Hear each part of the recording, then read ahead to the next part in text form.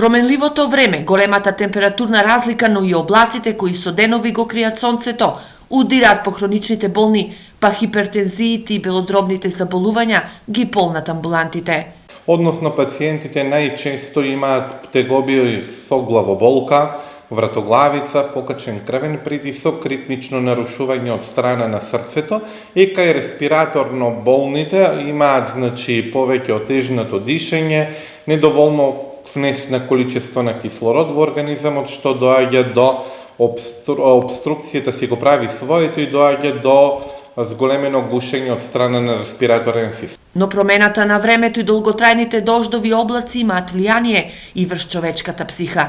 Исто така има големо влијание, пореметувањето во секојдневниот биоритам, а во ваква состојба на некој начин сме сите метеопати и делуваме, оваа промена во времето влијае на општо расположение, истоштеност, малаксаност, па исто така симптоматологијата е изразена и кај некои кои се и психички болни. Овие ситуации, посебно кај хроничните болни, можат да предизвикаат и потешки компликации, меѓу нив мозочни и срцеви удари.